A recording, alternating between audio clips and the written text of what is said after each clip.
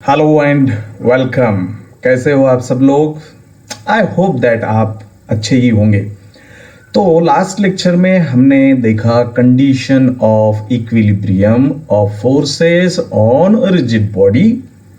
तो उसमें हमने बोला कि ट्रांसलेशन मोशन नहीं होती है, मतलब उसका रिजल्टेंट फोर्स जीरो आएगा। और रिजिड बॉडी को और एक मोशन होती है जो ऐसा अपने आप रोटेट होती है अराउंड इटसेल्फ, उसको हम रोटेशनल मोशन बोलते हैं, वो भी जीरो होती है। तो इसका मतलब उसका कपल कैपिटल जी बार भी जीरो रहेगा। तो जब रिजल्टेंट फोर्स जीरो रहेगा और कपल भी सेपरेटली जीरो रहेगा, तो हम ये बोल सकते हैं कि उसमें ना ट्रांसलेशनल मोशन है ना रोटेशनल मोशन है।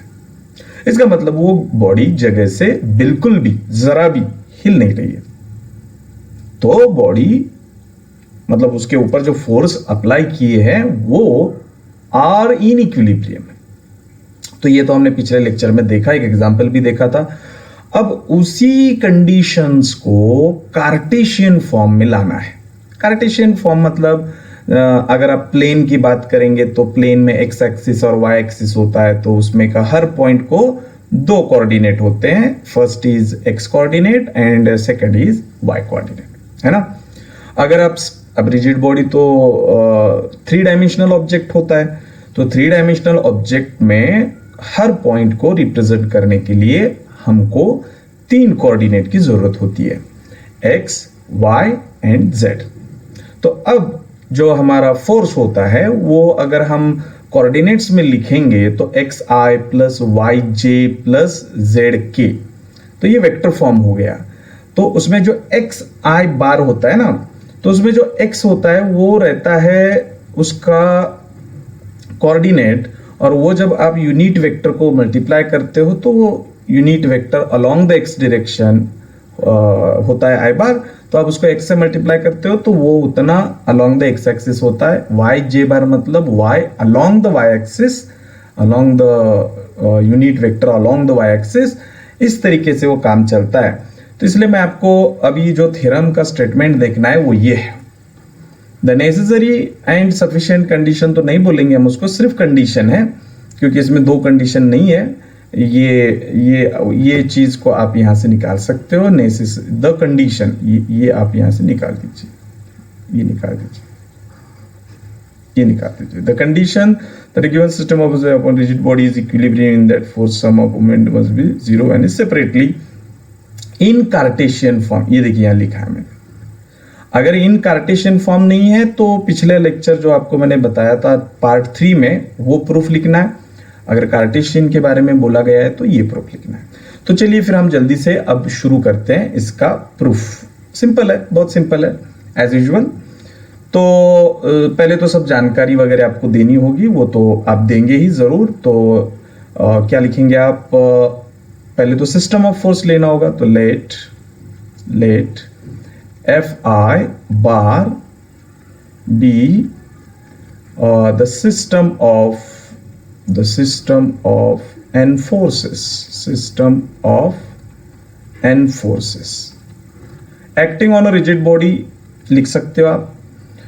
अब आपको क्या लिखना है पता है? आपको इससे तैयार होने वाले कपल भी लिखना है। तो let G I bar B moment of couples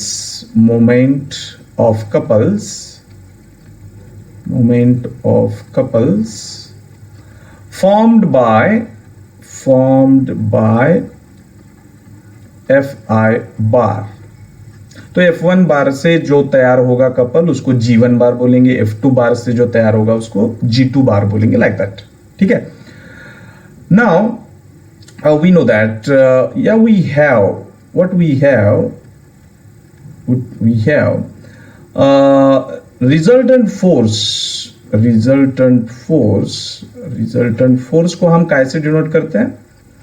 resultant force को हम डिनोट करते हैं आर बार से, और वो मिलता है आपको सारे फोर्सेस जो है उनके समेशन से। तो F I bar and where I is running from 1 to n। ठीक है। और रिजल्टेंट कपल वो भी जरूरी है, रिजल्टेंट कपल, और उसको हम डिनोट करते हैं कैपिटल जी बार से, और वो आपको मिलता है by adding all the couples, that is G I bar, where I is running from 1 to n। ठीक है, तो अब आपको क्या करना है, देखिए ये फोर्स है और वो स्पेस में है। तो यूजुअली जो फोर्स होता है, इधर मैं लिख देता हूं, आपको दूसरे कलर में लिख देता हूं ताकि आपको समझ में आए ग्रीन कलर में, कि कोई भी फोर्स अगर मैं ले लेता हूं, समझिए F1 बार मुझे लिखना है, तो उसको मैं लिखूंगा x coordinate capital X1 I bar plus capital Y1 J bar और कैपिटल Z1 K बार। ठीक है, ये हो गया वेक्टर का प्रेजेंटेशन, ये ऐसे ही लिखते हैं हम IJK के फॉर्म में। लेकिन अगर आपको IJK में नहीं लिखना है तो it is equivalent to F1 bar, आप ऐसा ब्रैकेट डालिए, इधर X1 Y1 Z1 ऐसा लिख दीजिए।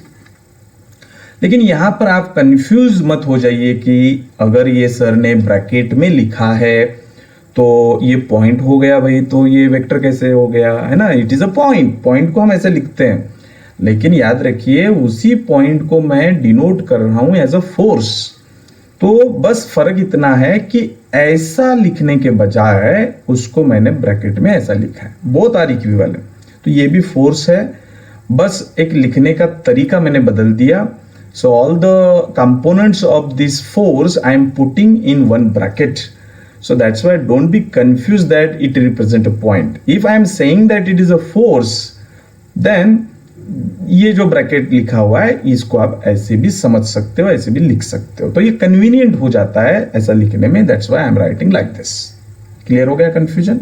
ओके, अब हमें क्या करना है कि कंडीशन ऑफ इक्विलिब्रियम निकालना है। तो आपको पता है ऑलरेडी कि वी नो दैट, यहां लिखेंगे हम वी नो दैट। क्या पता है आपको? हमको सब पता है। क्या? We know that the conditions for equilibrium, the conditions of an equilibrium of rigid body are क्या होती है कंडीशन बताओ? आर बार 0 हो जाएगा, मतलब ट्रांसलेशनल मोशन खत्म, और रोटेशनल मोशन भी नहीं है, मतलब उसका जी बार भी 0 हो जाएगा।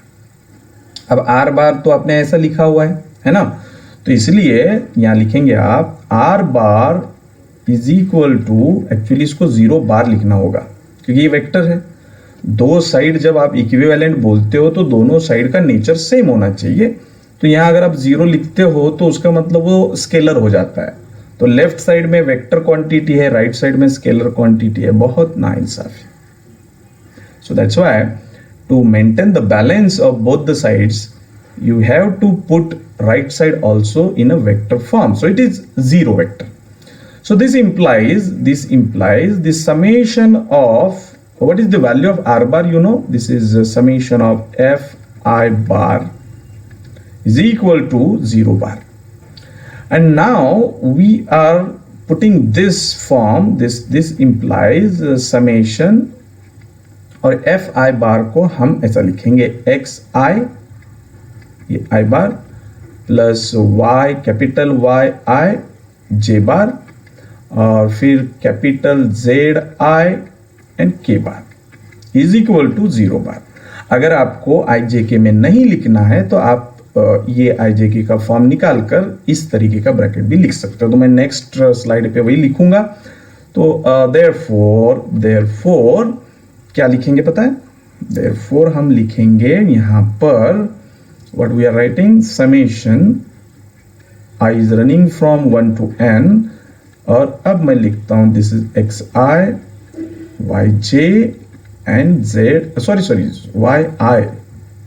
j नहीं I और zi, ये fi बार के कंपोनेंट्स है, and it is equal to 0 bar. अगर आपको ऐसा लिखना है आप ऐसा लिखिए, या नहीं लिखना है मत लिखिए।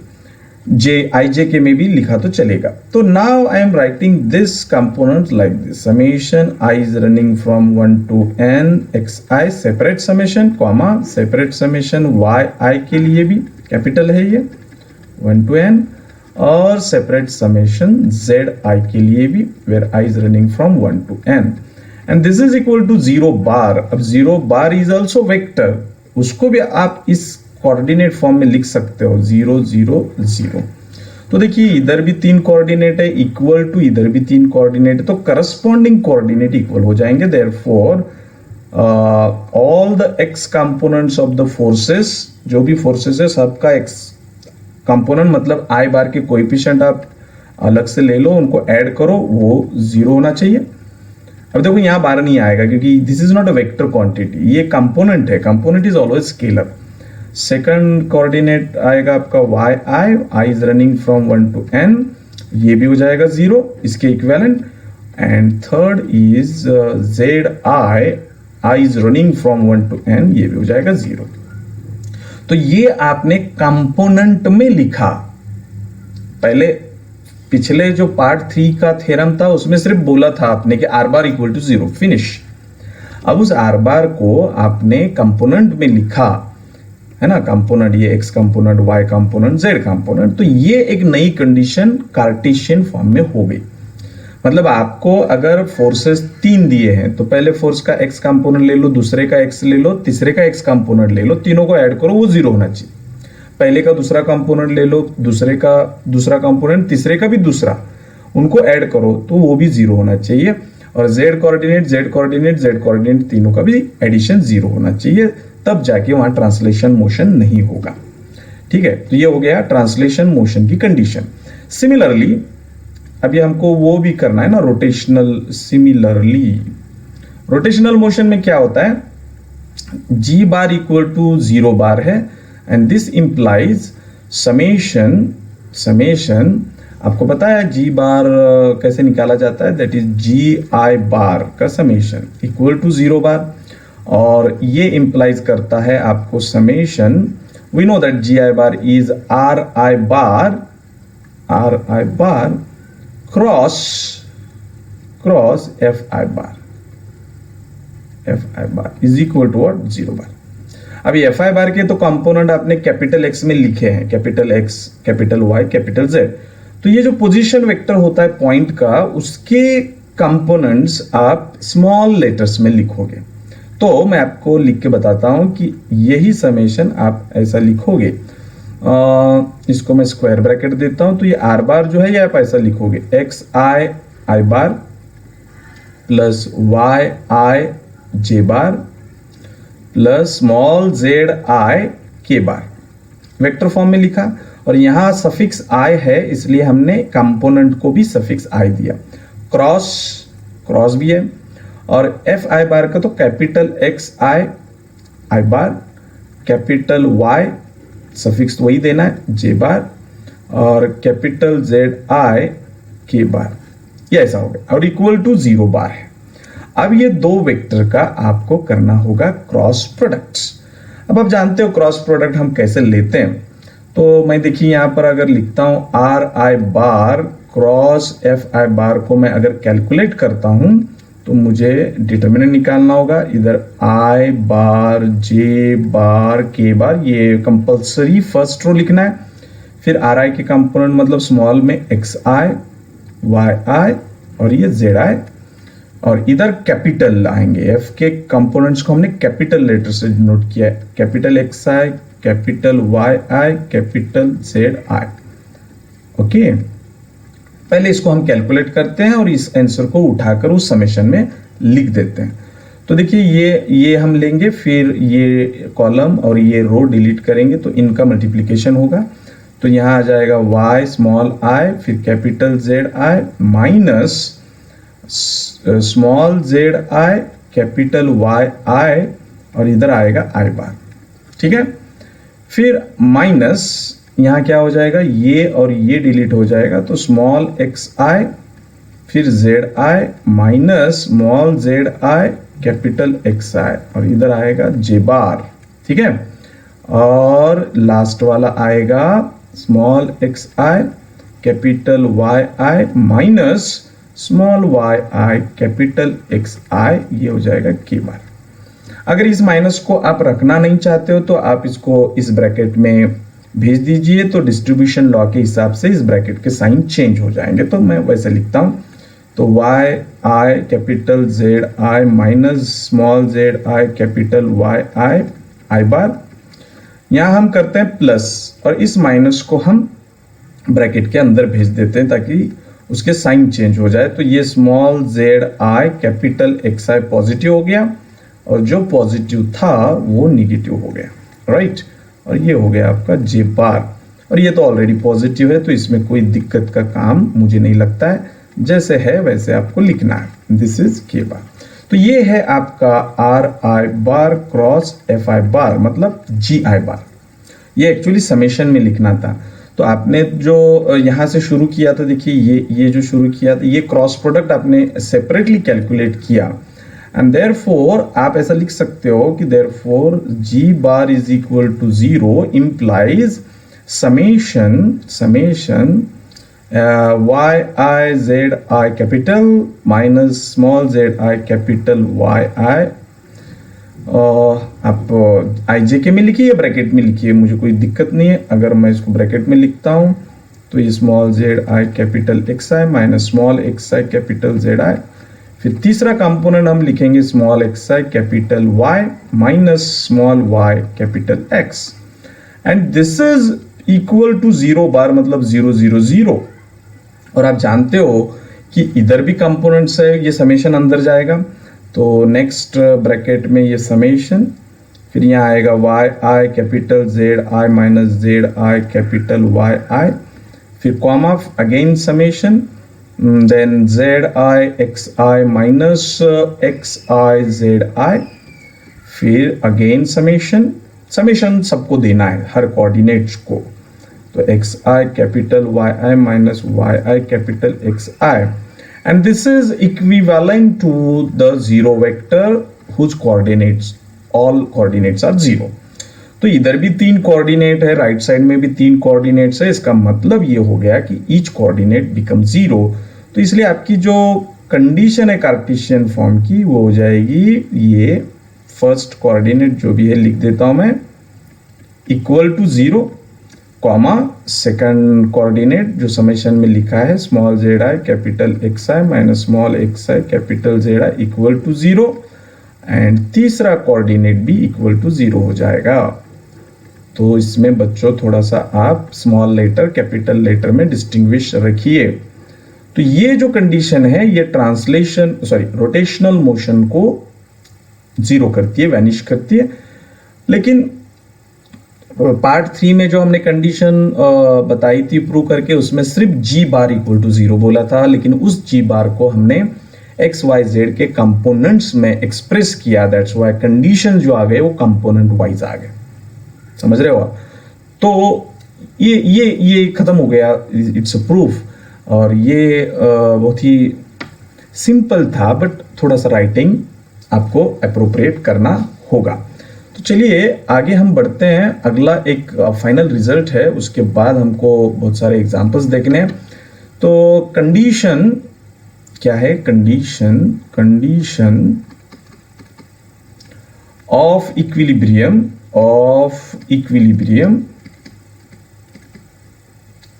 Of coplanar forces. कोप्लेनर मतलब एक ही प्लेन में रहने वाले, प्लेन तो 2 कोऑर्डिनेट से बनता है, कोप्लेनर फोर्सेस।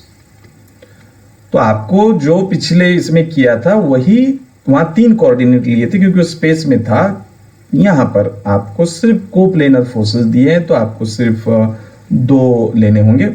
कि जैसे कि अगर 2 कौन से लेंगे आप पता है, दो कंपोनेंट लेंगे, मतलब आपका जो एफ आई बार था वो आपने लिया था capital X I capital Y I, और अब यहां जेड 0 लेना होगा, आप जेड आई 0 लेना होगा। तो ये 2 प्लेन का फोर्स हो जाएगा coplanar force.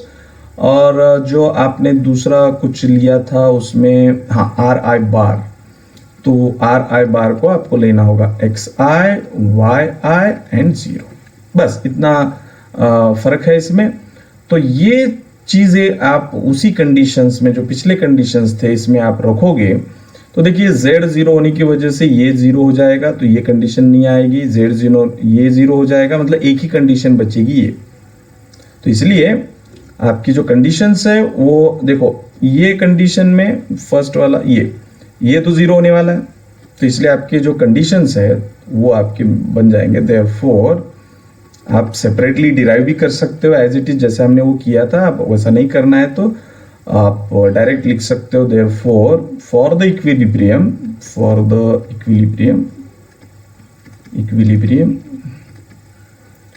We know that for the ये xi इक्वल टू 0, ये इक्वल टू 0। z को तो लेना ही नहीं क्योंकि z कैपिटल Z तो 0 है। तो ये कंडीशन हो गई ट्रांसलेशन के लिए। एंड रोटेशनल के लिए आपको लेना होगा summation small xi capital yi minus small yi capital xi equal to 0। तो these are the two conditions for the coplanar forces which are to be equilibrium,